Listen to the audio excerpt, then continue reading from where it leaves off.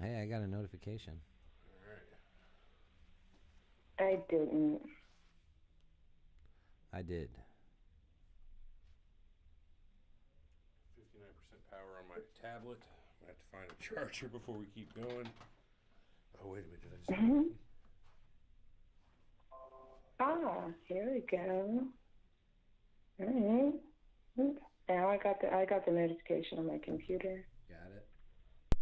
All right, let's see what we got here. I gotta post this link in the group. There we go. Systemic racism in America, part in America. Oh no! What happened, Everett? She's gone. What do you mean? Okay, she should be back. Hello. Can you hear me?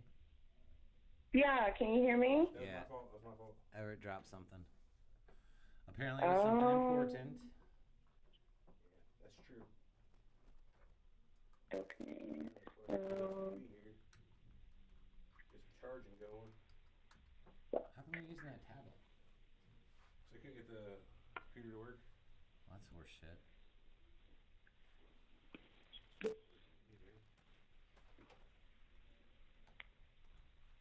I'm putting the post up now. I gotta go grab your phone charger from your desk. Alright. We are live. Yay! Finishing our talk on systemic racism in America. Feeling good about this one?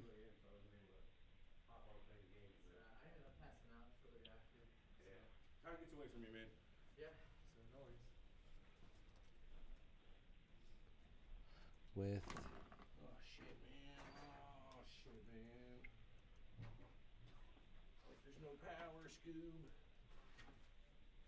Oh man, Scooby. Let's try this. shift enter, tune in Right. here. We good to go, Everett? I think so. All right. Is everybody joining us here? I'm not sure. Hey, chat, can you hear us? Anybody out there in YouTube land? I think Is this working? I think being a half hour late probably screwed the pooch, you know. It fucked us over. Not now. All right, there it is. Doing good here. Gotta get my notes back up from last week real quick. Post this up. We're ready to roll, man. Let's take this fucker live. We are live. No, I know, but I mean like show live. Oh.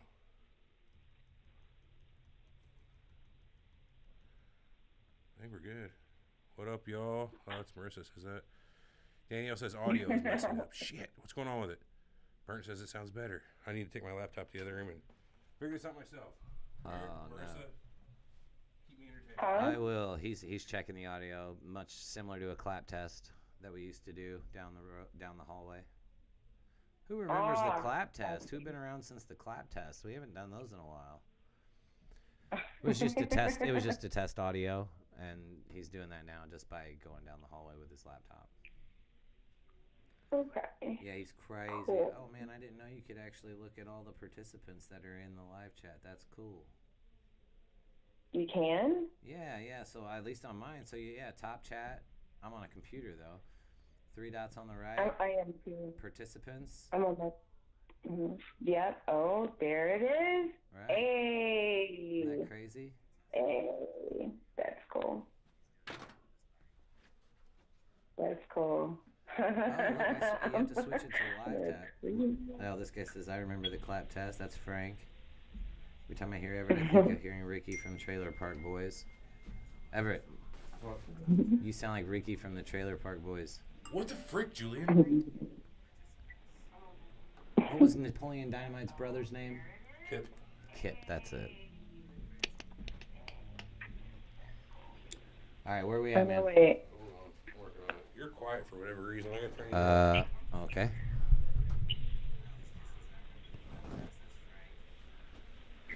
Hey y'all. Hey everybody. Everett is working through some serious issues right now. So that's why we're late. Sounds like it's your mic. Are you talking to us on your mic? Yeah. Should be. Like right with Hello. Yeah, I'm talking right. Hello. Sounds fine to me from over here, from those speakers. So. Yeah. He's like a mad scientist, ladies and gentlemen. He's just figuring shit out. Our clap test is off. We're working through some serious issues right now. It's about a quarter second off of that. All right. All right, we good to go? All right, you got to turn. Yeah, so you turn that down. Yeah. Team Eric, though. That's right. All right, cool. You ready? I am. All right. There, like I said, no voicemails today, and here we go. Let's talk racism. But not like speak Are we racist. not able to hear the music now? Ow. Dude, we can just insert it, can't we? We could. What a day. What a damn day. Everett's having some issues. Well, I guess we are. I just, don't know how to fix it. He does. Y'all look tired. Yeah, well. I am really tired. I heard that. I stayed up too late last night playing video games, and Jay, I see you there in the chat. You have to look at that clip from last night. Ah. Got it. You ready? Yeah, ready.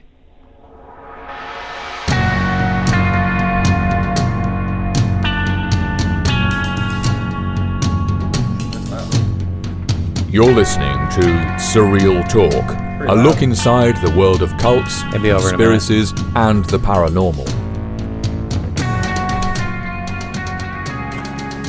Something's not right, man. Something's not right. Something's bullshit here, and I don't believe it. Honestly, this crazy shit could be completely possible. Disclaimer, we reserve the right to be wrong, ladies and gentlemen. You think you know the whole story? Think again. Now your hosts, Eric and Everett. Jesus, that's loud. Welcome to Surreal Talk, a look inside the world of cults, conspiracies, and the paranormal. A lineupmedia.fm production. And we are back. What's up, everybody? Welcome back to the show. Welcome back, Marissa. Thanks for coming in last week. We are continuing our discussion this week that we started last week on systemic racism, not just in America, I guess. At the end of the day, it doesn't really matter about America so much as society. Hey, Whatever society you're in. I have a question, and this is for like everybody. Since we're on this and we're talking about race and everything, Okay. is being Jewish a race? And the reason I ask this is because we had this talk on Behind the Eight Ball earlier, where Armand called Bernie Sanders a 70-year-old white man, and I'm like, well, I guess he's Jewish though, and he's like, well, what does that matter? And I'm like, well, when you make fun of Jewish people, you're a racist, and that's what they say. So like, is it a race? Can a religion be a race? Is Jewish a race? Beats the shit out of me, I think, is the long and short of it. You know what I mean? Like, It's kind of both. I don't think they're mutually exclusive. Like you've got Jewish the religion and Jewish the people. also, so like Hebrews is what you mean by like the people, right? Like that, I think that would be a race, like because like say there's like a Hebrew nose, you know what I mean? Like that's like a trait. Like I would think that's a race. Am I wrong? I suppose so. I don't know, man. That's a weird question. Yeah, but people can also convert to Judaism, so. Right. Yeah. No, I get it. That's why I'm asking. I have no fucking idea. Let's ask Google. Are you racist if you make fun of the Jewish religion or people? Is it racist? It's definitely prejudice, which Prejudice for sure. Oh, shit. Whatever. So Wikipedia says Jews or Jewish people are an ethno-religious group. Ethno-religious? That's news to me. I've never heard that. Ethno-religious. Yeah. So can I get a definition of that? No. Oh. Well. What is ethno-religious? Touched by the 12 gauge in the chat says the Jews. I don't think you can say the Jews. Okay, so Wikipedia again says an ethno-religious group is a ethnic group whose members are also unified by a common religious background. Okay. That doesn't help much. So they're a race and a religion. Yeah. Possibly. Not mutually exclusive.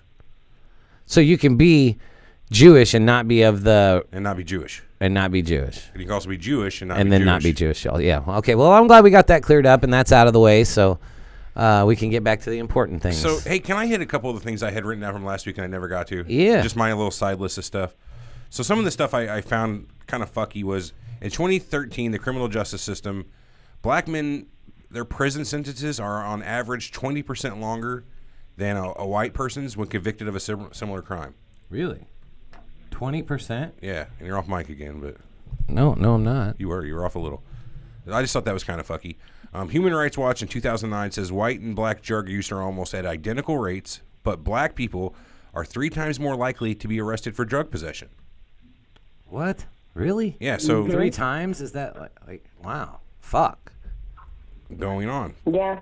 The LA Times says that black people are more likely to be stopped and searched, but on actual searches, the contraband hit rate, the rate at which something illegal is found, is actually higher among white people, according to the LA Times. So black people are getting stopped more, but per capita, white people got more shit on them whenever they get searched. Which kind of makes sense, you know what I mean? It would seem like, well, they're only stopping white people with good probable cause, and probable cause would lead to an actual Right, and they're stopping the black people from being black. Yeah, so yeah, I'm not saying no that's wonder exactly what that they're no doing. wonder there's less people that get caught. Yeah, they're actually stopping the people that are white for a good reason. Another little thing, this is some weird, off shit. When DNA has been used to overturn convictions, the vast majority of those wrongfully convicted and later exonerated were black men.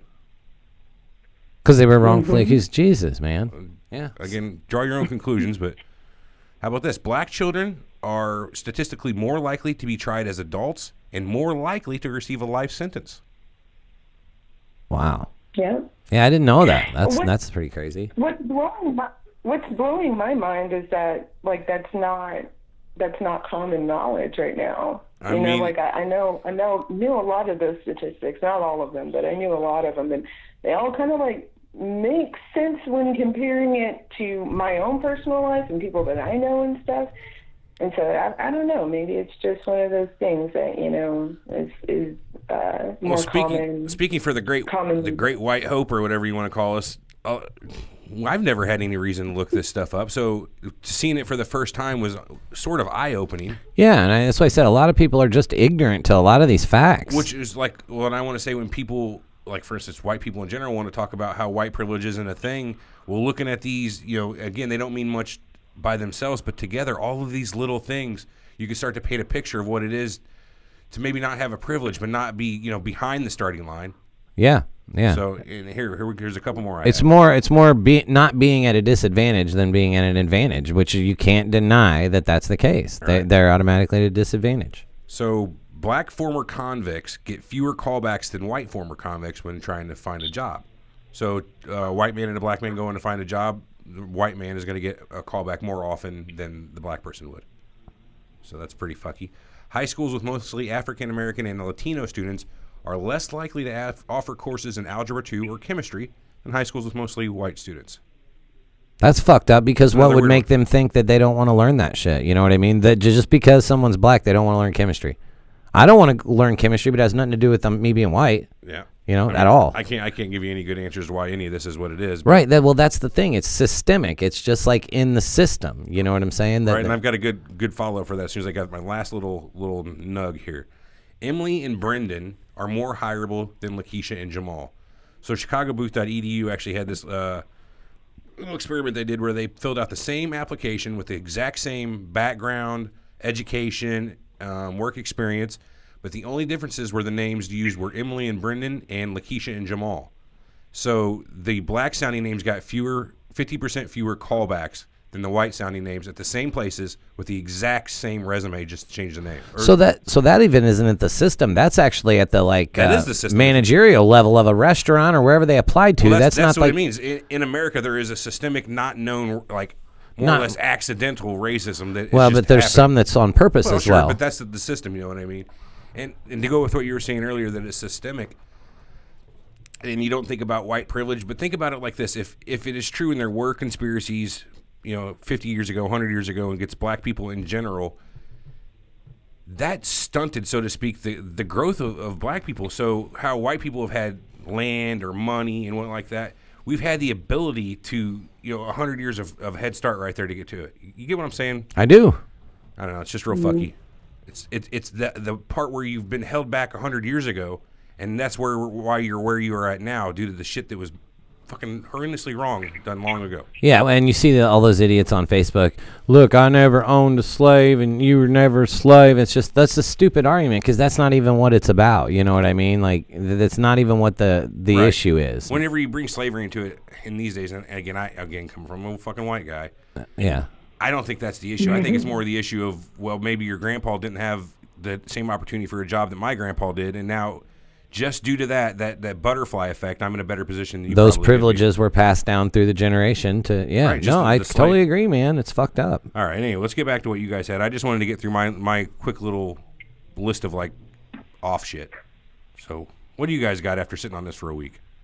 A lot of people so this was a pretty good conspiracy that I thought, and I don't know, I'm not going to say true or not. I just think that I've heard it a lot, and there was a lot of stuff on it. It was HIV and AIDS as a population reducer for black communities and minorities. So it was created, you know what I mean, and introduced as a population reducer. What was it? Sorry. HIV and AIDS. Oh, that conspiracy. Of the people Yeah. That's what I said. This is a conspiracy here, obviously, but yeah, the thought was it was introduced to not only take out black people and people in minorities, but also gay people, any unattractive minority groups. That's what they introduced it for. I don't know that I believe that. It seems really fucky. Yeah, I mean, but can you imagine if it were? If it were true, what in the fuck? Yeah.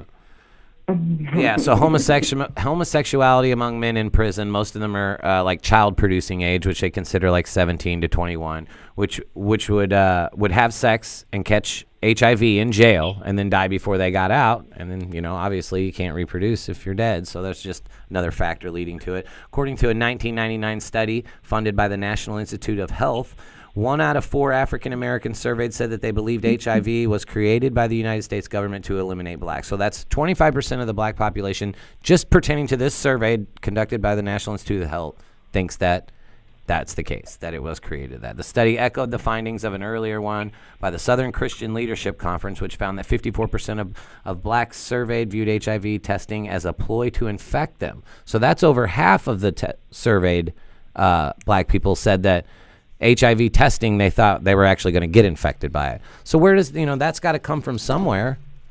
Well, like Marissa said in that, in the post she put on the group earlier about black people being afraid of bodies of water. You know what I mean? People learn from the mistakes of the past. Right. Yeah. So you're going to have those same type of paranoias, if you will. Yeah. And to get more onto a scientific basis, level on it, fear, major fear, that's passed down from generation to generation. That's passed down in your DNA. So, I mean, and that's been proven. So, that's why I made that analogy, and I like using that analogy too, because it's true. And for those of you guys who don't know what we're talking about here, I mentioned earlier that a lot of stereotypes come from some bit of truth, and one major stereotype is that black people can't swim. Well, I mean, I can swim, but it took me, 25 fucking years before I even attempted to try to learn how to swim. I didn't want to be anywhere near fucking water, And, I mean, don't throw me out in the fucking ocean, but, don't throw me out there either. Yeah. But, in a shallow pool, I'm good. I'm totally good. But, I mean, that stems from, something that's within my DNA. The last time a bunch of black people got near a large body of water, it didn't turn out so great. So that stereotype does, come from some bit of truth. I just wanted to clarify that because in case some people may not know where that was coming from. So I have a listener question that came in through email. If you guys want to listen to this email real quick and discuss. Definitely. So this is from Danny of the Working Stiffs podcast. He's been a long-time listener. We've collaborated with him and Zach before. So he says, "Hey, if you're taking questions from Marissa, I'd like to have one, I have one I'd like to add. Many years ago, on one of those news shows where 3 or 4 people discussed a topic, there was some discussion that left me totally confused. I can't remember exactly what was said, but the gist is that a black woman and a white woman were essentially on the same side of the topic. Every point they were in agreement on until the white woman said the typical phrase that many white people have said to reinforce their stand against racism. Well, I don't see people as a color. So I think we've all said that. For sure, yeah. The black woman basically lost her shit on the white woman. She was adamant that by ignoring the color of her skin, you still weren't accepting or recognizing her as a black woman, and I guess denying her of her black identity. It made no sense to me saying that I do what I can to treat people equally because their skin color doesn't factor into how I treat them. Still wasn't good enough for this woman. Was she expecting better treatment because of the color of her skin, regardless of how she treated others? I generally think that we all treat people with the same level of respect that they give us. Isn't that how rational people of any race really behave? Obviously, there are exceptions to this, and they manifest between two people of different races, and it often leads to bad things and racial divisions that we all wish didn't exist. He'd just like to hear your perspective on it. Oh, okay. So that's kind of where this division starts. People, when an open dialogue is happening, like everyone has to be open-minded. And for the black woman in this scenario, for her to, kind of like, hey, you're denying me of my black identity, without really going into any explanation, that leaves a lot of confused people. I can't say what she was thinking because I don't know what was in her mind, but I know that, God,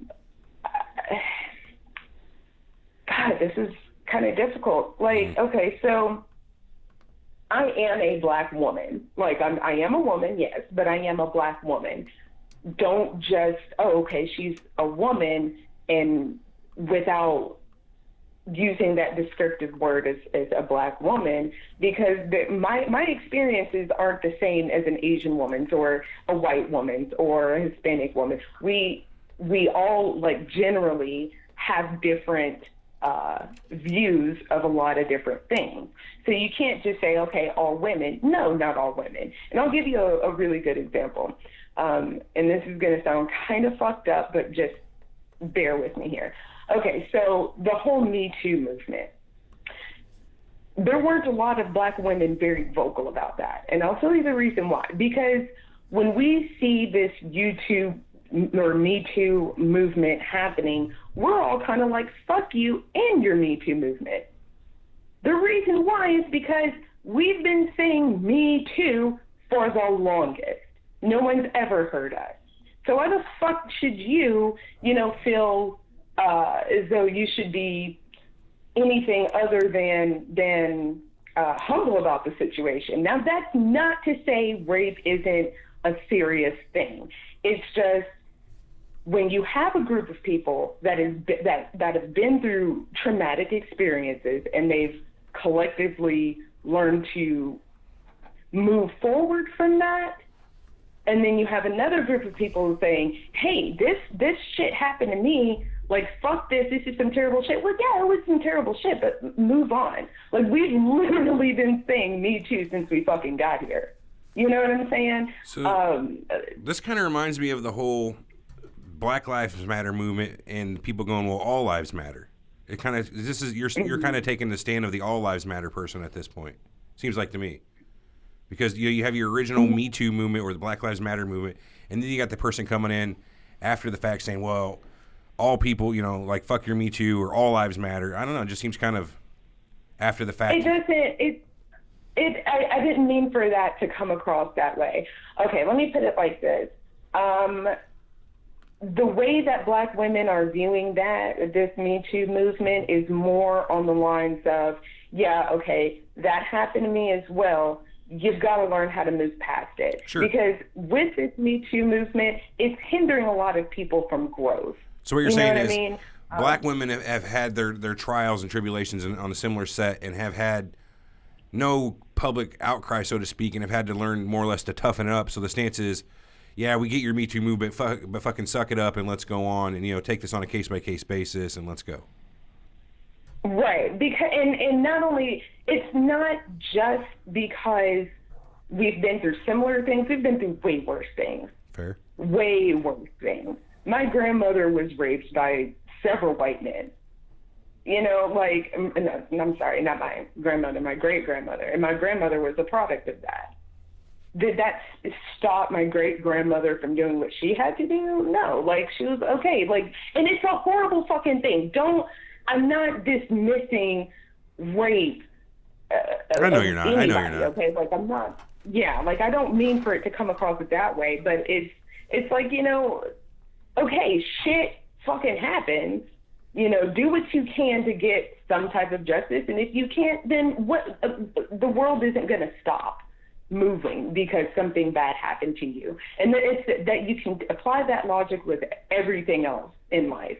You know, your parents died. That's a horrible, horrible tragedy. But life isn't good. The world doesn't stop because something bad happened to you. You know, learn to deal with those emotions. Seek counseling if you have to. Seek prosecution if you have to. But to stand on a public platform and, you know, this is bullshit.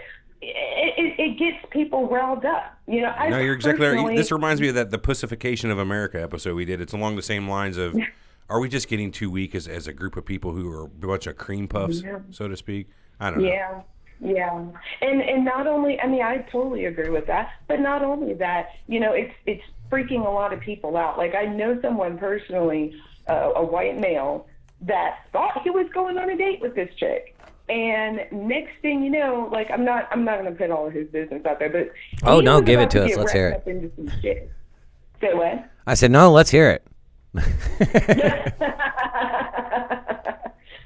Long story short, she tried to say that he drugged her, and none of it was true. Like, I speak to this guy on a regular basis, and, you know, I spoke with him before the date, and I spoke with him after the date, and then he calls me up, and he's like, hey, so this chick is saying some shit, and I don't know what to do. I'm like, oh, fuck, you know? So it's just kind of like, I don't know. It freaks people out and has people making false allegations left and right and thinking that it's okay. Like fucking, who was it that just got arrested in France? Was that Drake? No. Yeah, it was. No, it was Chris Brown. Oh, Chris Brown. You're right. Yeah, Chris Brown gets arrested in France. I was gonna make a bad joke. Write it down. All right, at least it was funny, and I didn't even have to say it. I heard it. All right, you heard it in my brain, didn't you? No, I didn't. What's that, Marissa? Do they all look alike? Yeah, that's I said, what's that, Marissa? Do they all look alike? That was a joke. I'm glad you thought it was funny, though, and that's why I said it was a bad joke. But we're talking about racism today. That's why it was funny. Sure. Yeah, we gotta keep it light. Look, Everett's over here sweating because he thinks I crossed the line. Look at it. In here. I'm just saying, it is a little hot in here. It's just long sleeve shirt. We have a comment on the chat that I thought was pretty good. M. Ortiz on the chat says, this is BS. As a minority, this is why people of color like me are kept down because of this victimhood mentality. So he's with you there at the same time. He's basically saying, let's fucking get over it, and we're only keeping ourselves down in our minds. You know, I think that's what he's saying. I don't want to put words in his mouth, but it seems like it. Yeah, I feel the same way because it's like there's so much out there that kind of in the back of a lot of black people in America, in the back of our heads, we're just kind of like, okay, we're not good enough, and we have to go overboard on a lot of different things. And okay, take for instance affirmative action. I think that's like the most racist fucking thing in the world. You know, you're gonna get passed up over this guy over here that's 10 times more qualified than you are and has done the work that he needed to have done, all because of the color of your skin. Now, when it comes to like big, huge, high-paying jobs, like, yeah, you have to have some kind of background, but still passing over someone else because of the color of your skin, and for no other reason, like, that's really fucked up. How the fuck are we going to be able to get on that level if people are still just doing that? I don't know. I don't feel as though I'm a victim. You know, like, you're only what you say you are. I don't feel as though I'm a victim of any damn thing. You know, I've been through a lot of fucking shit, and I pulled myself up from it. I don't sit there and, oh, woe is me, this shit happened to me, and that shit happened to me. No, yeah, shit happened to me. Bad shit happened to me. And then I got over it, and I kept it fucking moving. You know? I mean, that's the way I feel about it, too. People bitch about their upbringing or how rich people had such a better head start than them. And I get that, you know, like, but at the same time, Eric and I, we started with almost nothing. We as children. What do you mean almost? More or less nothing. When we were kids, Right. we relied on charities for food. There were times whenever we went to the fucking grocery store and literally dumpster dive for groceries. Not even kidding. I hate to throw this out there, but we got food that way. But at the same time, we were able to keep our heads on our shoulders, work our balls off, and pull ourselves out of that. We both now have families that don't have to live the way we lived. Yep, and I think that's the kind of the point we're making. Don't sit and worry about how you didn't have the fortune that somebody else had. No, we can't tell anybody not to sit and worry about that, because then that sounds like, you know, their problem isn't legitimate, Everett. You can't sit there and tell somebody. Well, I'm not saying their problem is, but I'm saying even if you have the problem, it doesn't do you a lot of good to sit and dwell on it. You can Well, take the problem. you can always make the argument of you get up, make something of yourself, and that's the all I'm people, saying. you know what I mean? I mean, and there's tons of cases of that too in the black community, of people that, like, I mean, you know, went and just achieved anyway, you know, and figured out how to get things done, you know, and figured it out, or at least were better than they were, had a better life for their kids than they did. Right. You know what I mean? And I think that's all everybody can But the thing hope about for it is, just too, to give their kids a better life. I could say that all day long too, but I don't have. And talking with systemic racism here, I don't have the natural disadvantage like the black people have in our society either. I can say I'm going to try to pull myself up. I can look around and say, all you got to do is work hard. But it's hard for me to think in the mindset that I can go out and do whatever I want, but I don't got to worry about when I go to my job interview getting a call or getting 50% less callbacks because of the color of my skin. So that could have helped you or me succeed, whereas it didn't. Someone with the same determination and drive that was African American couldn't, because of this systemic racism. They weren't able to land the same job that you or I were able to land. Or they had to try twice as hard, 3 times as hard to get that callback that finally lands. Exactly. So, yeah. But at the same time, everybody has a disadvantage, and it's up to you to work through it. If you can't work through it, that's a bummer. But we started out poor. Some people, poor is a relative term. You know what I mean? There was people way more poorer than us. Some people we would consider rich. There's people way more rich than him than them. And everybody has a disadvantage that they got to overcome.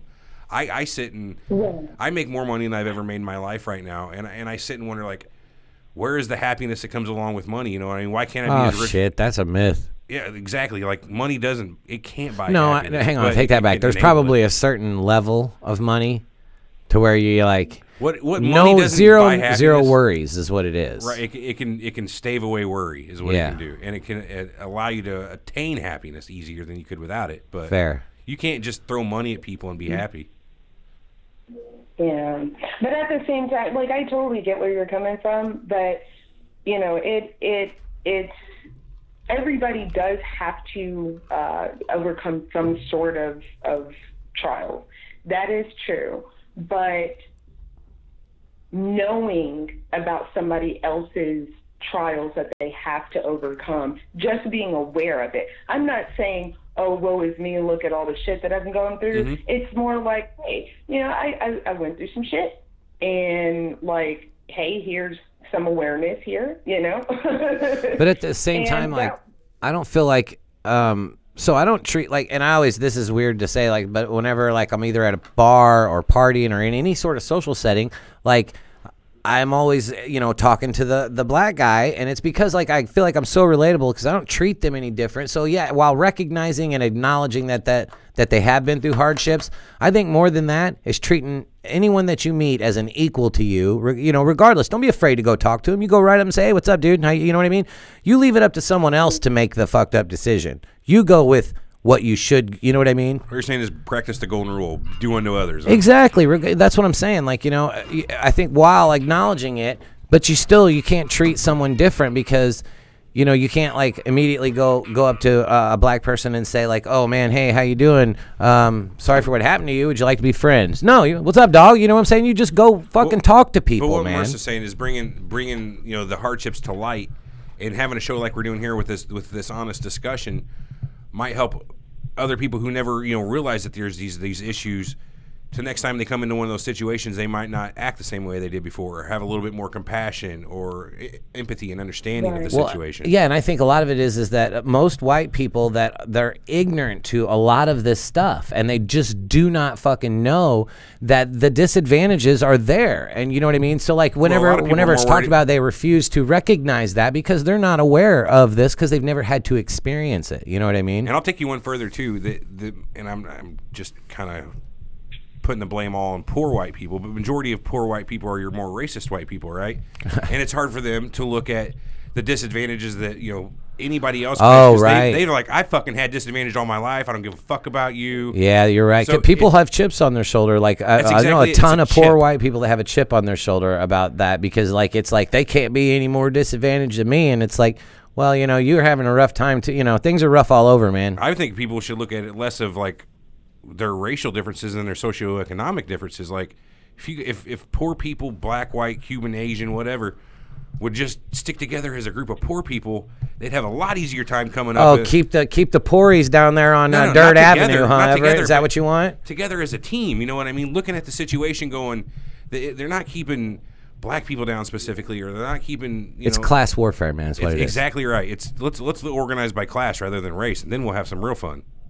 Right. Yeah, because you know, like. I mean, go ahead. I tell people all the time, like, I'm not afraid of you know, the people across the street from me with the rebel flag in their yard, like, and that's an actual thing. I'm not afraid of people like that. The people that I'm afraid of are judges that I have to go in front of that hide their racism, you know, the closeted again, racism, that's another exact one of those things we were talking about. Same thing with the job callback numbers, where you never know what situation you're walking into. As a white person, I've never thought about going into traffic court and being worried that just because I'm walking in there, this judge is going to look at me and go, okay, I know what I got coming in here. But I would assume that probably happens a lot. Well, Eric's like, yeah, that happens to me all the time. I don't think it does. I think he sees you and thinks, asshole, Eric. Well, that too, but I'm saying like the last name doesn't help because our dad doesn't have a very good record. So when he sees somebody with that name coming in fucking up, it's immediately like, oh, look at this asshole following his, you know what I mean? I'll do you one better. You got the last name, but I got the first and last name. So yeah, that's been a little bit tougher. You got fucked. Yeah. So. Don't get me wrong, I love my dad, but he has, 37 DUIs or something like that, and a host of other felonies. And walking around in this small town with the same exact name. They pulled the spike strips out on him because he ran from them. Yeah, a couple times. Yeah. But it's another disadvantage that I've had to endure. Wham, woe is me. I don't give a fuck about it. Did you get pulled over one time and they wouldn't let you leave until like you proved that you were? No, that's never happened. Oh. I've never honestly ever been confused with him. Oh. Wow. The one time I did have an issue is whenever I was 18 years old. I was working in a computer store. The chief of police comes into the computer store I'm working at. I go to log into my system to check him out. And he sees my login name, Everett Hicks. And he says, oh, Everett Hicks, huh? I know your dad. He's a real piece of shit. You should have kicked him in the nuts. No, I said, oh, my God. I can't help you out at all now, sir. And just walked away from him. Did I ever tell you that time I went to jail in East Alton? And it was when I got caught with that little bit of weed or whatever and went to jail. And I can hear somebody screaming. And I know I've told you this. In the cell in the back. And I know who it is. And that cop comes walking through, and I'm like, "Hey, man, who you got back there?" And he already knew. It's your dad. Oh God. Dude. Yeah, and I could hear him back there screaming, "I want my fucking phone call!" Like this. I'm like, "Oh my God, dude!" But I was in jail too, so what am I gonna do? Like judge him being in jail when I'm sitting in fucking jail too? So I hate to say, I'm so happy I've never been arrested and had to spend any time in jail. Oh, it's been so good. Me neither. My life has been great. Yours sucks. Eat it, Eric. Fuck you, motherfucker. All right, back to the topic at hand. We got off on a little... I'm fucking prejudiced toward you, Everett. I know you are. I get that a lot. You always give me extra shit. Right. Have you guys ever heard of a man named Dick Gregory? Dick Griffery? Dick Gregory. Dick Gregory. Gregory. I have not. Gregory Peck? No, that's not at all. No, but I'm just saying I've heard of that. I'm looking him up right now, though. You want to give us the long and short of it? Comedian, civil rights activist. Sure. He's super famous within the black community. Like I highly doubt that you could find a black person that doesn't know who Dick Gregory is. We happen to have a black person in the office right now. I could go ask. He's not here. Oh. No. But don't ask the token black guy. That's what I was just thinking.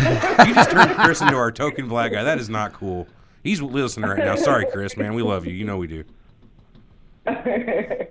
But yeah, no. I'm an asshole and an idiot. And that's one of the things that he prided himself on, that, he was pretty much invisible with white people, but like within the black community, everybody knew who he was. But he passed away a couple of years ago. But this guy, he's funnier than fuck. He was in, I'm reading some of his quotes right now. This guy's funny. Yeah, he's really funny. But definitely look at some of his conspiracy videos on YouTube. Like, he is fucking amazing. And he's in a lot of inner circles and stuff. He was with Michael Jackson before he passed away. A couple of days beforehand, he snuck him out of his house and took him to a hospital, and they gave him IVs and shit like that. But anyway, so he came out with a bunch of black conspiracy videos on YouTube. One of the ones that was deleted was one of his more recent ones before he passed away, The Truth About Bill Cosby, for being punished for trying to buy NBC. All that shit with him, apparently but that video has been deleted. So, so he was arguing that all these rape allegations come as a result of Bill Cosby trying to purchase NBC? Yeah. And that he never, in fact, raped anyone, is the theory? Yeah, well, that's what this guy is saying. Sure. I'm just trying to wrap my head around what he's saying. I don't know whether or not Bill Cosby ever raped anyone or drugged anyone. It looks like in court they say he did, but I mean... Yeah, right. But I mean, courts have convicted people, that have never done anything, and happens all the time. With a lot of it. People have also got off with what they've done for, just minuscule, issues in the system. They're guilty as shit, but they can't prove it because the line of custody was broken, chain of custody or something like that. Right. Our system fucks up because it does convict a lot of, people that are innocent, but it also puts a lot of innocent people away it also lets a lot of guilty people go. So, yeah, it's a shit system, honestly. And if you ask me if I have a better one, I'm going to tell you no, but it's still shit. Yeah, absolutely. But some of his other videos are, do you guys know about the bull? Oh, I got a bull. What is it? The bull, B-O-U-L-E. It's they're calling it, it's the Black Illuminati. No, I'm gonna look it up though. You guys haven't heard of that? Not at all. I'm interested. It's guys showing me food. A boule, French for ball, is a traditional shape of French bread resembling a squashed ball, a rustic loaf shape. No, she's not talking about that. Oh. No. It's search for bull, Black Illuminati. There's a lot of videos and stuff out there. It was a Dick Gregory conspiracy. Yeah, there's a lot. Apparently, Skull and Bones. It was had a division of the bulls or something like that. A lot to it. We might have to do an episode on this one. Black Greek fraternities. Oh, cool. Right on. Yeah, that's really that's the one you really want to look into. They're saying on a lot of different platforms. But they're saying it's homosexuality. From the Wiki source that I looked up, I've got written down here. Sigma Pi Phi is the first successful and oldest Black Greek lettered organization. Sigma Pi Phi was founded in Philadelphia, Pennsylvania on May 15th, 1904. That fraternity quickly established chapters referred to as member bulls in Chicago, Illinois, and then in Baltimore, Maryland. The founders included 2 doctors, a dentist, and a physician. When Sigma Pi Phi was founded, black professionals were not offered participation in the professional and cultural associations organized by the white community. Sigma Pi Phi has over 5,000 members and 126 chapters throughout the U.S., England, and West Indies. A few of their members are W.B. Du Bois, who was a civil rights leader and one of the founders of NAACP, Reverend Martin Luther King, Robert J. Abel, who was the founder and brother of Julian Abel, who served as the lead architect of Duke University. Sure. And he was also the former NAACP president. Ralph Bunche, a former UN ambassador, Andrew Young, former mayor of Atlanta, L. Douglas Wilder, former governor of Virginia, Keith Chenault,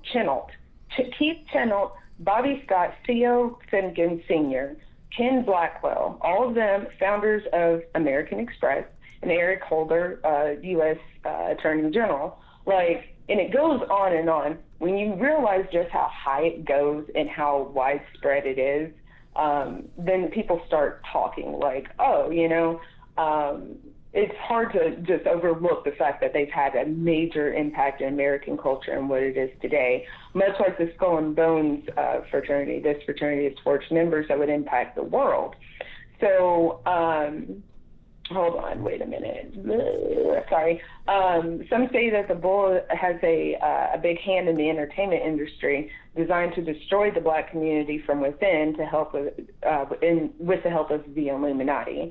To think that in less than 2 generations, the norm for black women and men went from striving to be the best that they can be to glorifying violence and materialistic things, where prison is the norm for street cred rather than actual credits from college. The Bulls game was to continue to keep the elite black people elite and the poor and uneducated. Much like the same for how the Illuminati is with the rest of the world, turning Black Panthers and the Crips and the Bloods into horrible street gangs that incited violence among its own people. These groups did not start off violent. They did not. The C in Crip stands for community. All throughout Chicago and Michigan, all throughout these different or super urban areas of America, black people started to form groups, and these groups would help out with the community. A lot of people don't realize that the Black Panthers are the ones that are responsible for the free lunch program across America. So like what you're saying, this is pretty much a black-on-black conspiracy, similar to how like the CIA had their COINTELPRO, where they would infiltrate all these organizations. Sigma Pi Phi also had a similar thing to basically keep that class divide active in the black community as well. Is that what you're saying? Yeah, that's exactly what I'm saying. It's very interesting, definitely worth looking up and watching several videos. It'll blow your mind. It will blow your fucking mind. It's crazy. But yeah, super interesting. He has a video on Michael Jackson. Do what? I said very interesting. I'm reading through this as you're talking. It's quite interesting. He's got this video on Michael Jackson. Apparently, Michael Jackson estate, he already owned half of Sony ATV. Now, the whole thing surrounding Michael Jackson's death, they were saying that he was trying to acquire Sony, but he already had it. He's saying that there's like a fake will and all kinds of crazy ass shit. But I mean, this guy would know. He was super close to Michael Jackson. But he said that made him a target of greedy executives who wanted to overtake ownership overtake his ownership stake. This was told to him by Michael Jackson days before that he was killed. And I say killed because that's what this guy is, believing. Michael Jackson told him that there were people actively after him. He also said that Mike was killed by a laser. He doesn't really go into that. And I know it sounds like super crazy, but this guy, he got intel on a lot of shit. He says there's another video about Prince, said that Prince was killed by the bull because he went, against his record label, and he was going to come out with a lot of shit. And the bull killed Prince. Tupac. So with Tupac, he's got a video out about Tupac, claimed that his car was bulletproof and that Quincy Jones's daughter was in the car because Tupac was upsetting the black standard. The black standard meaning gold chains and, selling drugs and, Yeah, but they didn't want him preaching, better yourself. Right, but if you listen to his music, he had a lot of that uplift the community music. Like, I like Tupac. I have a lot of his songs on my phone even, and it's not all about that. He had some flashy songs, but, if you listen to his overall tone, it's like anti-government, help the community. Like, I feel like, in my opinion, I mean, anybody out here correct me if I'm wrong, but the dude, he had that song "Dear Mama" damn near make you cry. You know what I mean? And it's, you know what I'm saying? Like, there's just a lot of it that, you know, like just about his community. Like I said, he had some obviously the drug dealing, the cars, you know, he had some of those songs for sure, 100%. I mean, I can see why, you know, a clandestine organization such as the Bowl would want to take someone out who is preaching better yourself. Think about Changes, man. That was one of the best written songs I've ever heard, and it just basically, you know, it was fucking good, man. Mm-hmm. It really was. Both Black and White are smoking crack tonight. All I'm saying. Right. But no, like, and a lot of conspiracy theories surrounding Tupac, they don't mention the Bull, and I think that he was the Illuminati got on his. He was on the Illuminati's radar. From gathered, you know, stuff that I've just he had that whole Illuminati thing, yeah. And I don't know a lot about Tupac, but I know he like specifically called him out multiple times. Well, no, that's what he even said it at the beginning of a bunch of his songs, like that. Do you want to ride or die? That song right there at the beginning of the Illuminati all over your body. Yeah. So. Yeah. It's like he was basically screaming it to people. You know, just doing everything that he could to expose. And, I mean, he made a lot of fucking videos, and even from jail, made a lot of videos, done a lot of interviews that really was about to blow the fucking shit up, but he was scared, and you could tell he was scared. You know, he wanted to scream it out like, hey, the shit's going down, guys, but the best that he could do is put it in a song, and since, you know, it's Tupac, people know, I mean, there's not any real message to it. Yeah, the fuck there is. He tried to tell you, you know? But, like, nowadays you have other rappers, more and more rappers coming out with an actual message, like Nas and Kendrick Lamar and J. Cole and, you know, all of these super great, amazing people that do have a message to their songs, and, you know, they're more vocal about a lot of stuff. So, yeah, like, I think it's a lot harder for you know, any of those guys to get booted off, but yeah. Yep. For sure. Totally. What else you guys got for this week? I'm out of my well, so I wanted to talk about, like, so as systemic racism in America, do we think it's like by design? And what I mean by that is, like, all of the different factors that factor into, like, everything. Do you think this is some clever big collaboration? Right now, is there an active clandestine conspiracy? Is what you're asking? Yeah, I mean, with the high incarceration rates and the obvious prejudice toward black people in any aspect of their life. From not knowing, but from the outside looking, I would say it's unlikely that there is an actual purposeful anti-black conspiracy that is completely broad. Sure, there's probably groups like the KKK, and I'm sure there's fairly rich people who out there are doing whatever they can to hold black people down. But I would say that what can make it look like a conspiracy is what we were talking about earlier, whenever you had all the active and in-your-face racism from basically all of history, keeping black people as a second-class citizen, now to where they're playing catch-up, to where it would look like there's a conspiracy, but they've been held back so long that they don't have the same advantage, where it's maybe not something specific happening to them today, but is a direct result of black people being held back, or Mexicans, or whoever, people of color for all time. Yeah, no, I agree. What do you think, Marissa? Do you think it's a big, multifaceted, systematic extermination of black people? It's like by design, or I think that it's a part of a much larger design. I think that that's just one of the very small moving pieces that you know, the people that actually fucking run this shit, you know, that they're actually doing.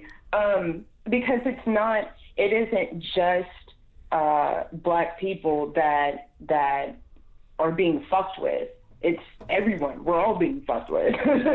Right, you for know, sure. It's just not a lot of people. I mean, like, we all know 9/11. Like, that's a fucking, there's something funky there, you know, that's not a fucking thing. But not a lot of people knew about Henrietta Lacks. You know, like, not a lot of people know about a lot of the shit that goes down with Black people, because it's like it gets swept under the rug. And what was it? I think I read somewhere that a couple of years ago, the FBI ended up paying out the King family. Yes, they did, very silently, for their being complicit in his death. The FBI gave the King. Oh yeah. No, you ain't gonna hear about that on the mainstream media, on the news. Look that up. That's fact as fuck. Tell me more. I like that. That's a shirt there. Fact as fuck.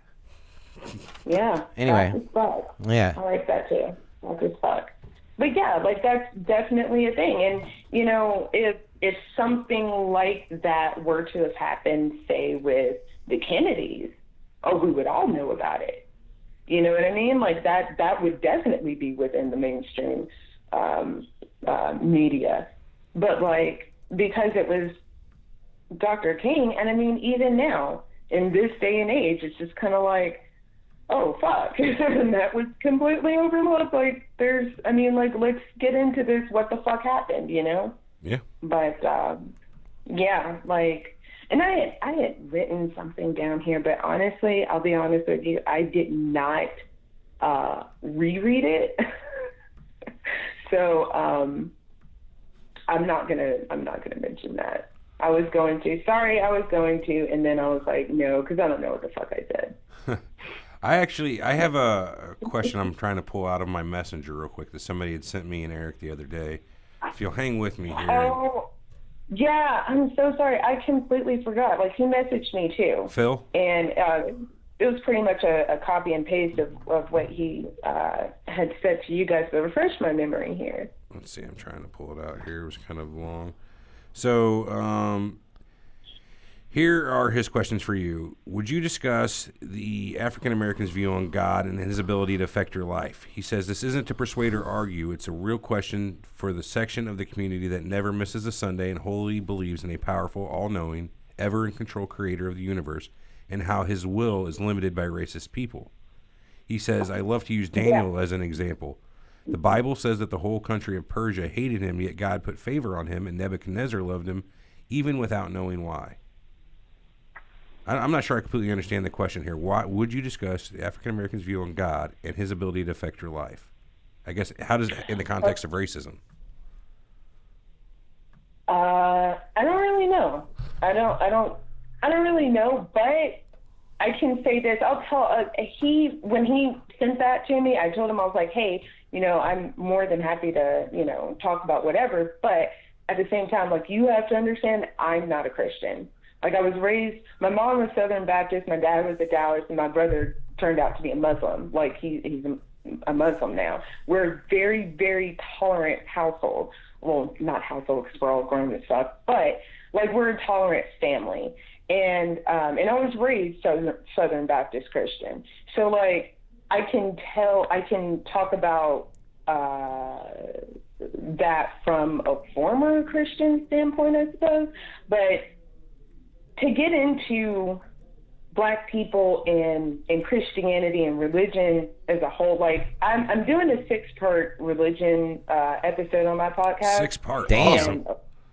Yeah, like, I mean, it is so much. It is so much to talk about, and it, honestly, I could not do it justice in just, you know, a segment or even 45 minutes or even 2 hours. Like, there's a lot that needs to be discussed. So, and I'm going to do that next month. I'll get started on that.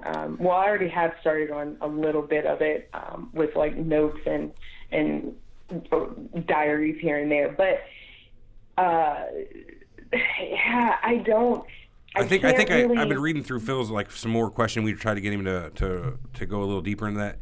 He says he's always wondered, like, he sees you in church and you're always telling me that God has plans for me and he can move mountains. So what he's asking is, why do Black people believe that God is now limited in what he can do for you?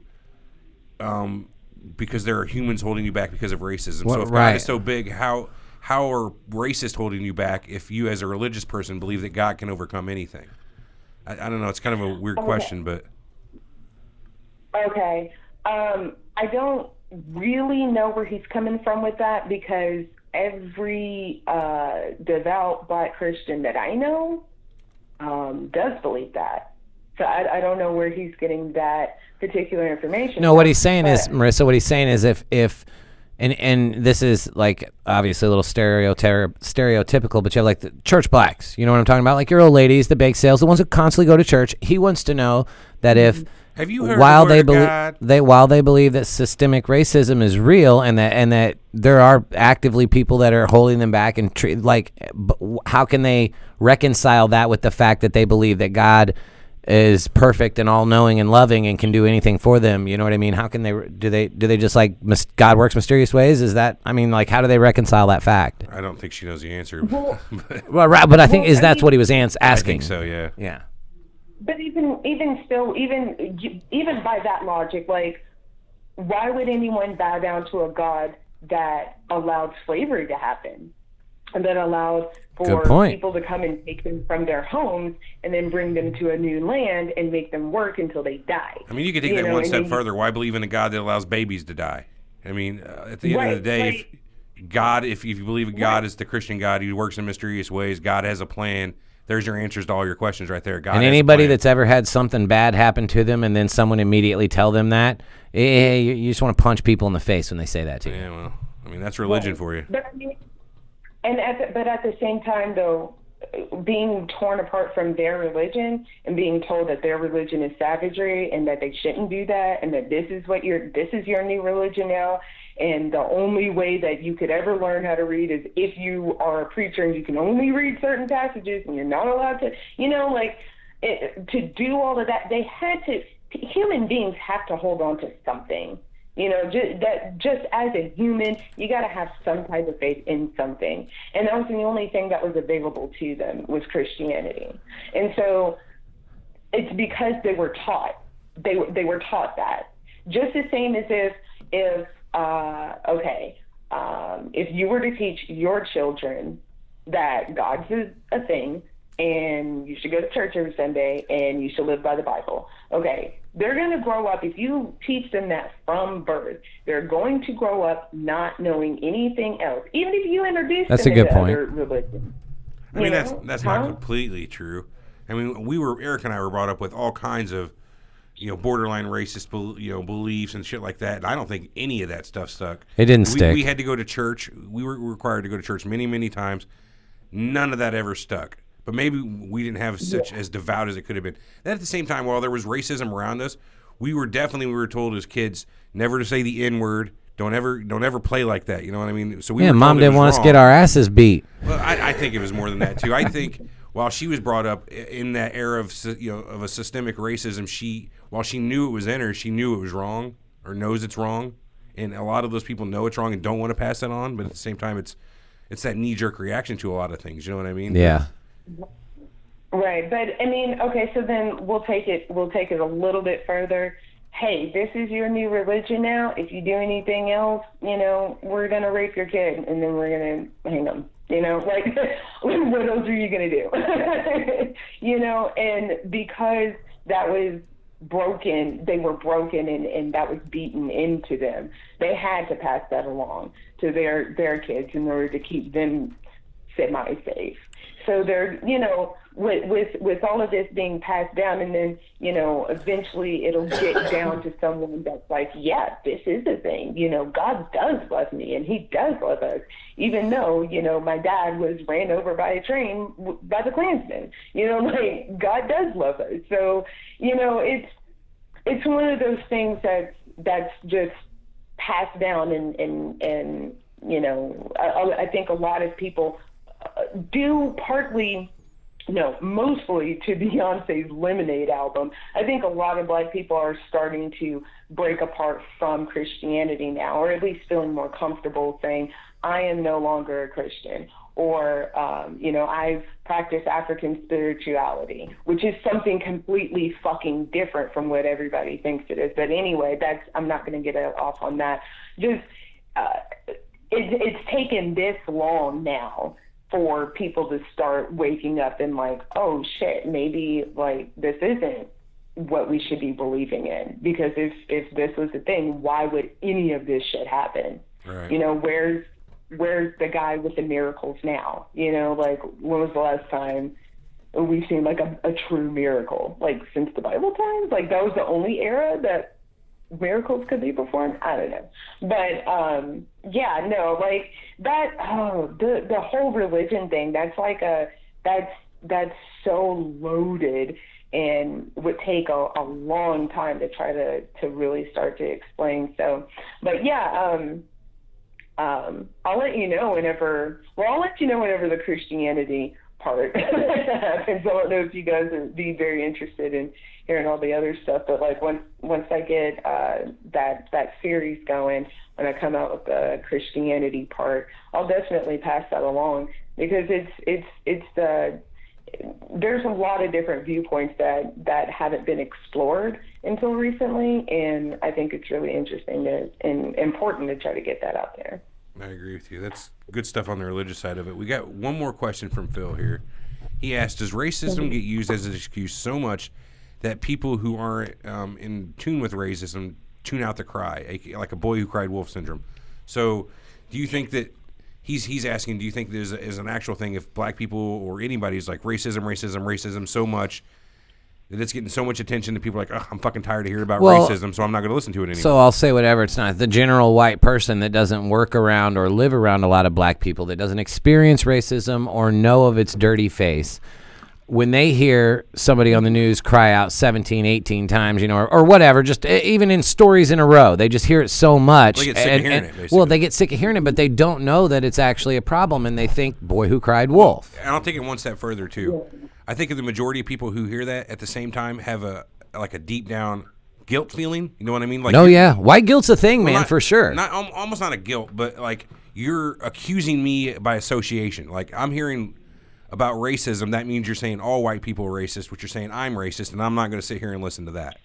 Wait, what? No, like you see what I'm saying? Like if a person sits and hears, you talking to me or in general? In general. Oh, okay. I'm like a person. Fuck, are you accusing me of? No. I'm saying that a person who sits around, who doesn't have the exposure to racism, like you said, but continues to hear about it on the internet or on TV, right, may react to it almost as a accusation that they themselves are racist. If you continue to have to hear that your group of people, your white group of people, are perpetrating racism, you might start to get tired of feeling like I'm part of that group and I don't want to hear about it anymore. So whenever the Black Lives Matter movement started, it basically started 15 minutes from where we're at right now with Ferguson. The Michael Brown shooting in Ferguson, yeah. Right. And all we heard for months on end and everything was that. And to hear people's conversations and discussions about that would make you sad to know that you live in this world today, because people that had no dog in that fight at all were defending someone that did, you know what, either side of it, I should put it that way, either side of it, it just, all the discussions involved in that were terrible, you know what I mean? And a lot of ignorance on both sides, you know what I mean? Yeah, a lot of anger, exactly. Just taking race sides. Yeah, that's exactly right. So like, it's fucking showing you like, people are assholes, you know, when it comes right down to it, and this shit is in your face. What's the same thing with current politics? It's pick a team, stick with your fucking team, and everybody else who's not on your team. Yeah, it was a little bit different than politics with the whole Mike Brown situation over there. But you get my point. People are picking a team. I mean, it just immediately went boom, right. to and like it was like if you were white, it was like almost like people expected you to be behind that police officer, and if you were black, you were expected to be behind the Mike Brown side. But at any time there was bullshit. What do you mean you don't agree with that? I never expected a person to be on that. I'm not talking. I'm saying as a majority. I didn't either, Everett. That's not what I mean. I don't see. I think a lot of the. Again, I hate to shit on them. The poorer white people immediately went to, let's be on the cop side. You know what I mean? I can't hear if I do that.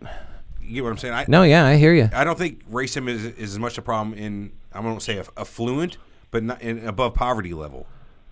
Yeah, well, then again, there's that closeted racism. Like Marissa says, she is a little worried every time she might have to go in front of a judge. Yeah. So there's vocal racism, which you'll see like, I'm going to be on that cop side, and then there's non-vocal racism, where you get the judge looking down his nose at you when you come in the courtroom. So yeah. It's a little bit of everywhere. Well, and I mean, and you could even see shades of it, like in comments that people would say, well, they shouldn't burn down their own store. And it's just like looking at someone, you can fucking see right through that shit. You can see right through what you're trying to say to actually what you mean. Right. You know what I mean? Like, get fucked, man.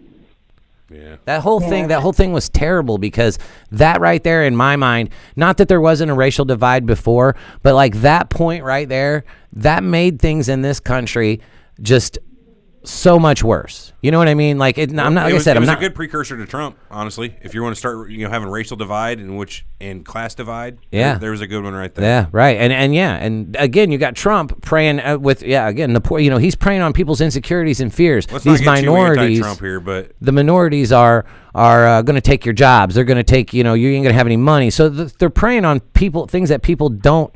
That they're actually scared of. That's how he fucking got elected. Fear-mongering. Fear-mongering, exactly. And that splitting each other up, man.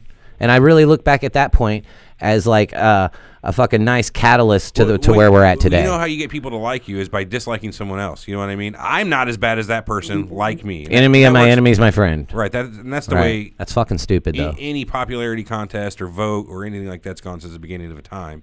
It's just unfortunate that the lowest common denominator these days seems to be, race and poor people. As your targets and your mass amounts of votes, and I don't know. I feel like we're going in circles again on this, but I just wanted to kind of quickly rewind back on Black Lives Matters. That whole movement, what they failed to really try to do is letting people know that this isn't cops shooting black kids. That's not like a new thing, and it's an ongoing thing. When I first went to Mississippi for a family reunion, I think I was like 10 or 11 years old, and my family, my mom's side of the family, they're all from Port Gibson, Mississippi, which is a very, very small town. You got to go through Jackson, blah blah. Anyway, we get out there and. My cousins are, wanting to show us around and everything. And then my cousin tells my mom and his parents, hey, I'm going to take them to the mall out in Jackson. And his mother says, make sure you're home before dark. And he says, oh, okay. And then I was like, I assumed, me and my brother and my sister, we all assumed that it was some sort of curfew or whatever for my cousins. So my brother had mentioned it and asked him about it, like, hey, why do you guys have to have such a late curfew? My brother, he's 9 years older than me, so he was like grown at this point almost. And, so he's just like, well, why do you have to be back before dark? And my cousin says, oh, well, this is a sundown town. And we're like, what the fuck is that? So I didn't think anything of it for a long time. I just, passed it off, just brushed it off. And it had been years since I had thought about it again. My brother had found a book called Sundown Towns, and he was like, read this book. So I'm reading through it, and I don't know if you guys know what a sundown town is. It's where, I'm getting the implication that it's a town where African Americans can't go out after dark. So we have one around here, actually. What? So not too long ago, you remember I had a friend when we were kids, Doug. I'm not going to say his last name. His dad, he was not even really closeted racist, but there's a town close to us called Hardin, and he told us when we were kids that on the back side of that sign, it was painted on that sign, N-word, don't let the sun go down on your ass in Hardin. Really? Yeah. That's everywhere that's still a sundown town. And there still are places that are sundown towns. But I mean, and when I was telling a friend of mine about this, and she was like, that's not a fucking thing. Like, you're not that old. This was back in, like, the mid to late 90s whenever this had happened. So they're like, that's not a fucking thing. I'm like, yeah, that's totally a fucking thing. It happened. There's in Port Gibson, it was enforced. It was strictly enforced. I wish I could. We had some more statistics. You'll never get real statistics on the existence of this stuff these days, but I wonder how much of that is done by current generation versus holdovers from past generations. I just wish I knew the system behind that, and how that continually is still a thing. It blows my mind. And this day and age, but when you think about it, some of these small southern towns or even Midwestern towns, they haven't had the reason to grow up like your larger towns and your metropolitan areas. They're still the same place they were 50, 60, 70 years ago. You've got that small little square with the courthouse downtown with your stores that go around it, your farm communities, nothing's changed. You know what I mean? It's still the same thing as it was. It's still whatever the black family moves into town that, you know, when you're driving down the street, everybody has to make the comment, oh, there's the black kid playing on the street. You know, that still exists, people. It's not what you see in the movies from the 50s. That's rural America still. Yeah, still. Yeah. You get 30 minutes away from a city in an all-white town, and you have people like that. You have but to look at my Facebook. Scroll down my fucking Facebook, and you will see, I guarantee you, every day I come across 4 or 5 completely blatant racist statements on people that I'm quote-unquote friends with on Facebook. Right. And it's so horrible that I probably should defriend these people. A lot of them are family. A lot of them are people I've known forever. I just it's like politics. I try to take that away from them. And remember, this is a person who, for whatever reason, is twisted in my point of view. And I try to look at it as this person who I could still probably have a barbecue with, as long as they don't fucking break their cross out and catch it on fire. Right. But at the same time, you fucking jack-offs. What are you doing this in a public place for? 1, why are you thinking about it anyway? 2, how do you have the balls to come out on Facebook? Are there people like that as well, Marissa? Like if you go to an all black town and is racism that apparent among black people as it is among white people? Even though that the black people saying that she knows of all black towns where she goes to hang out? No, that's what I'm saying. Fuck you, Everett. What I'm saying, yeah, asshole. No, but is there like, I mean, like, you get what I mean? Like what I just said about if you go 30 minutes away from a city into an all-white country-ass town, that's the fucking general black vibe. Community, basically. Right? Yeah, if you go to an all-black community, is there a general vibe there of the enemy is white? It's not... It isn't anything that I've personally experienced, but there's reason for that. I'm a suburb kid. So oh, right. A lot of the schools that I went to, there weren't very predominantly black. But, you know, it's not something that I've personally experienced, but when I'm around a large group of black people, you know, it's not... It's different. It's still racism. Racism is racism. Right. But I don't know. It's more like, you know, hey, white girl over there. You know, like, why are you so white? I mean, not necessarily like that, but you know, where your butt go? Right, right. And but it's still that is totally racist though. At the same time, it is. It really is. It really and truly is. But people don't see it as racism because they're saying it to their face, and it's like it's still kind of racism. You know, I hate to play devil's advocate here, but if a white person or a group of white people ever did the exact same thing directly to the face of a black person, it'd be a fight. Maybe. Yeah. Yeah, nowadays it absolutely would be. I know there's no such thing as reverse racism, but is racism less powerful whenever it's racism against white people than it is against any other color? Is it more accepted? Like, is what I'm asking is like, can you sit there and say a white person's racist but accept that you know your friends and family and community are as well? Is it? It's not because like underlying tone is what I'm asking. Is it like an unspoken? You know it's there, regardless of whether every time you go there anything like that happens.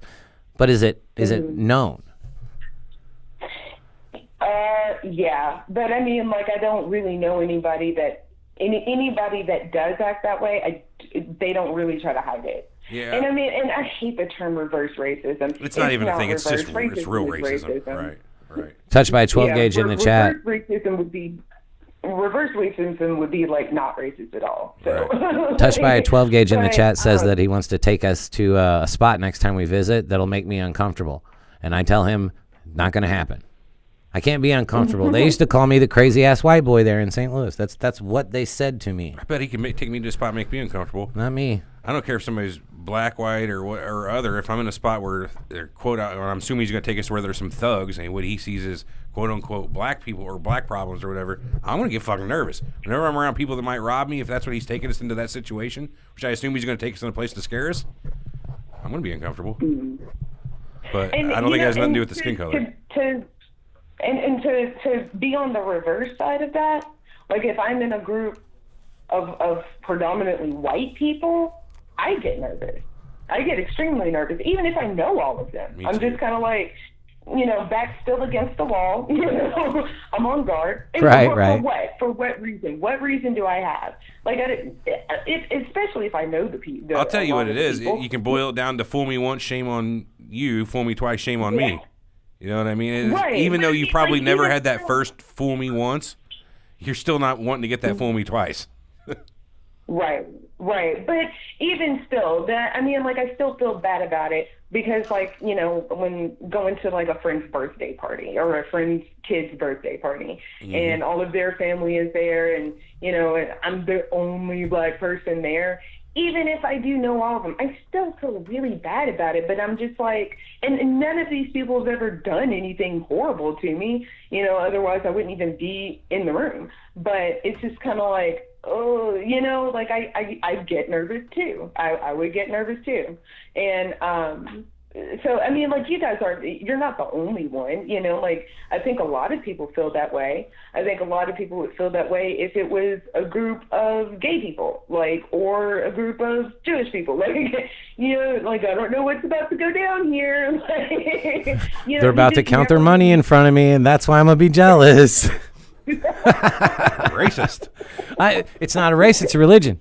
No, we said it was both. Oh. You're talking Jews got money. That sounds pretty generalizing and racist. Just saying. Throwing it out there. Shut up. Anyway, we are actually running out of time for today, Marissa. We got to be out of the studio here in a few minutes. Final thoughts, though, because I feel like this is a really good and productive talk to let all barriers down and just kind of discuss what the hell's going on. Without pretense and just knowing that we want to understand. You know what I mean? And that's that's something that doesn't happen nowadays. Like, you can't, in a public setting, talk to a person of another race about these sort of issues. Because, like I said, me and Everett could have never touched this show without you on here, Marissa. How would that have looked with two white guys sitting here talking about Black problems? I think we could have pulled it off. But we maybe could have, but probably not. Probably fucking not. Probably not with you on here, but I think I could have pulled it off. Oh, yeah? What, I'm a bigot now? Fuck you. Not just now.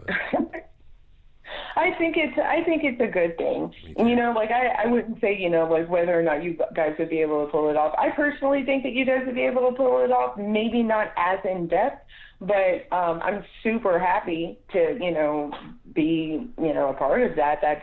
It's a good thing. And, I was saying in the that group post earlier on Facebook, you have to ask people. You have to, don't be shrouded with questions, and because when you do that, when you have a bunch of questions but you're too afraid to start asking about them, right, or asking people, you make your own assumptions. And at the same time, I say you should practice caution about who you ask. You know what I mean? Just like that story we had with the woman who took offense to the woman saying, "I don't see color." Yeah, well, some people know how people are going to react. Some people will, and at the same time, it's like, when is it okay to? Who knows? You know what? We're going to semantics here. What's your podcast again, Marissa? Why don't you plug that for everybody that's listening, that downloads? Do what now? Your podcast. I was wondering if you would plug your podcast for everybody that's listening that downloads, if they want to give yours a listen. Yeah. It's called the Queen's Table Podcast, or the Queen's Table. I'm everywhere: Spotify, iTunes, Google Play Music, Spreaker, Anchor. Sprinkler, Inker, Dinker, and Slinker all at once. Yeah, I just Googled it here. The Queen's Table Podcast. She's basically everywhere, from Player FM to iTunes to Chartable. She got good SEO? She's decent SEO. Yeah. She's getting search out there. engine optimization. For a small amount of time she's been out there, like as a podcast, she's out there in the Googleverse, so you can't ask for much more than that. For sure. Yay! So that's pretty cool. But yeah, I definitely encourage people to come on and listen to a couple of the shows, because it's a good learning experience for everybody. But remember, this is a touchy subject, so do tread lightly. I mean, you know what I mean? You can't get mad at somebody that doesn't want to talk about it. You can't. Right, you can get mad at somebody for anything. You know what I mean? So it's a touchy subject. Just know that it's going to be hit or miss. Yeah. I think at the end of the day, as long as all of us, keeping our minds not to be an asshole to our neighbors. To be aware. Not be an asshole and be aware. Yeah, just be aware, man. We'll all be a lot better. I'll go ahead and put it out there. Like, if anybody does, like, have a burning question, they're just too afraid to ask, come and ask me. Like, I have a degree in psychology. I can come at it from an analytical. That's the new show, Marissa. Ask a black lady. Huh? That's your new dude. Ask the black lady. Or at least a segment. That's you know what I mean. You could have somebody ask just some dumbass question that you know. Anyway, never mind. Could work. I would enjoy that. I would welcome that. And some people may think that their question is silly or dumb or whatever, but it's an actual genuine question. Like I had a question. My oldest son, he's biracial. He does not have my hair type, and I don't know how to fuck with white people's hair. I really don't. And I thought that it would get to be my hair type when he got older. It totally didn't. So, like, when him and my friend's kid, they were jumping on the trampoline, and both of their hairs just stood up. And I was like, what the fuck is happening? Static electricity, yeah. Freaked out. Yeah, I didn't know that was, like, such a common thing. Fuck yeah. My friend, she just said... Picture day, I'd always have to lick my hand and put my cowlick down because the static from taking my shirt off or my jacket off would have my hair sticking up right here in the back. Yeah, No. Right. Like, and she just put lotion in her hands and just, like, patted both of them down. Look, what the fuck kind of white folk magic is this? Like, what is happening? I didn't even think about lotion. It would probably work. Wow. She had to explain it to me, like, what was going on. So, like, some people, they may think that their questions are silly or whatever, but, I mean, like, if it's genuine, then I don't mind it. I don't mind it at all. Like, that's how we grow. I agree. It's got to be genuine though. If you're coming at it from, check out this question. Yeah, like if you're looking, why's your hair so funny? If you're only asking a question in order to get a certain answer, then don't ask the fucking question. Or you're making a joke of it. Yeah, you're not being genuine. If I hear, like one more fucking reference to, for instance, fried chicken and fucking watermelon, you know what I mean? That's the type of shit I'm like, are you fucking kidding me? No, but wait. Let me stop you right there, Everett. Wait. So, okay, with the whole thing with fried chicken and watermelon, it's good? That's not necessarily watermelon sucks. A black thing. That's a southern thing. Yeah, exactly. I'm from Milwaukee, Wisconsin. I don't like fried chicken. What the fuck is wrong with you? I fucking love it. Yeah, me too, man. and here's another thing I'm going to admit. I often find myself, all the stereotypes, your common stereotypes about black people, I happen to like employ those. You know what I mean? Like, yeah, what do you mean? I don't know, man. It's just like stuff that you would think about black people. It's like, oh fuck, guilty. You know, that's like, your first thought. You mean like it's no. Just no. Yeah, it's like in me. Like maybe I should have been black because of my habits and everything that I do. You know, like again, I'm an asshole and an idiot. But I'm just saying, like, I feel like all those stereotypes are every time I'm like. Well, it's because people have equated black with poorness, and you're a poor person at heart. You know what I mean? Oh, I am poor at heart. So again, I think it's more of a poverty thing than I mean that's probably a better way to look at it. Is it's class, man? It's by class. Yeah. I don't care if I got $1,000 or $100. I'm putting $10 in my tank, dude. I'm telling you. You'll never put more than $10. Never buy more than one pack at a time. I'm never putting more than $10 in at a time. It's just the way it works. Fuck that. Yeah, all right, cool. All right, thanks, Marissa, for coming on. I'm sure we'll probably have another dozen discussions about this on the group. Again, everybody check out her podcast. It's the Queen's Table Podcast. You can find it anywhere podcasts are available. Surreal Talk, you can find us on all of our normal spots. We're not going to give you the whole rundown again. Go to surrealtalkpodcast.com if you're really interested in more about us. Email us at info@surrealtalkpodcast.com // There's no // colon. There's none of that. _ ampersand. Team Eric. All right, Team Marissa this week. Yeah, for sure. All right, guys. Thanks for listening. We'll all catch you next time. All right, I got to go. Thanks, guys. Thanks, Marissa, for coming Thanks, on. Marissa. We appreciate it. Yeah, no problem. Stream's still going. Thanks, Streams. Thanks, everybody, for showing up. All right, I got to get out of here, though. Eric's got to get out of here. I'll catch you guys later. I got to end this stuff, too. I got to go pick up my kid. Again, Marissa, thanks a bunch. We'll catch you next time, girl.